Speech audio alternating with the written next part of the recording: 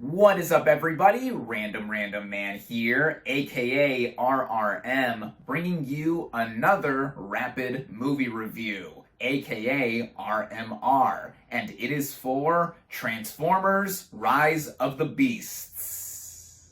Based on the Hasbro toy line of the same name, this sci-fi action film is the latest live-action Transformers movie, serving as a standalone sequel to 2018's Bumblebee, and apparently a prequel to the 2007 film directed by Michael Bay. This time around, we follow two human leads, one of whom is played by Anthony Ramos. He plays Noah, an ex-military electronics expert who is trying to look after his sick younger brother. The hastiness and spunkiness that the character portrays, I think, makes him a likable lead, also adding to how he has a lot of humor with him. He also works well opposite the other human lead, Dominic Fishback, who plays Elena, an artifact researcher and museum intern who gets roped into the mix not just with Noah, but also with the rest of the Transformers, given what she does. I really liked her here as well, someone with a very can-do, exploring attitude. Then, of course, we have the voices of the Transformers themselves, including the eternal Peter Cullen as Optimus Prime, who actually has a bit of an arc this time in being more remorseful and scornful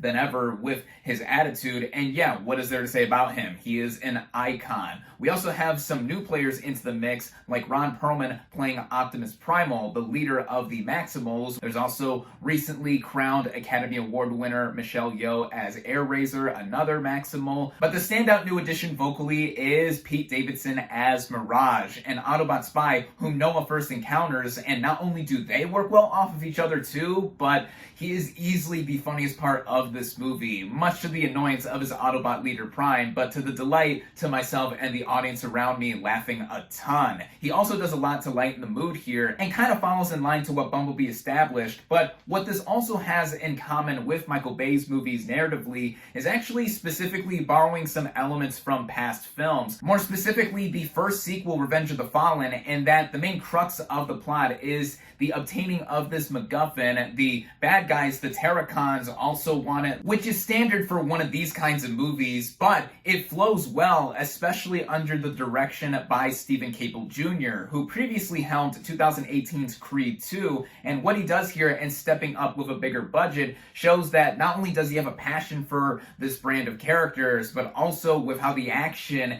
is much more visibly able to be seen with how distinct each of the Transformers look. We also get taken from New York to Peru, showing off the larger scale the film has, and visually along those lines, it mostly holds up with the VFX on the robots themselves, in the metal-on-metal clanging action being mostly shown off here, though it has a tendency to look spotty in the third act. And speaking of that and other issues, with how the movie does go about its final act, I thought we left the beam shooting portal in the sky trend in the last decade for how to end a big budget movie like this. Also, the villains here, voiced by Peter Dinklage and Pullman Domingo, both of them, not only could I not recognize them vocally, but they were just evil do, evil does in that kind of way that the Transformers villains have always been. But I did not find these issues to be that glaring when the film has a style and aesthetic about it, set in 1994, so we are treated to some hip-hop and rap tracks from the era, and it all comes together at just under 2 hours in length, which is a refreshing contrast from the Michael Bay Transformers movies pushing 2.5 hours or more. I honestly had a ton of fun with this film, given the action and all that these movies should be more cracked up to be. This is easily better than any of the live-action sequels, though I never saw The Last Night, mind you, as I was so done with the movies prior to that. But with Bumblebee and now Rise of the Beasts, they have brought better robot rumbles and more wholesome humans. If you are a fan of anything Transformers, then I would recommend heading out and seeing this thing. With that, my final verdict for Transformers Rise of the Beasts is 3.5 out of 5 stars.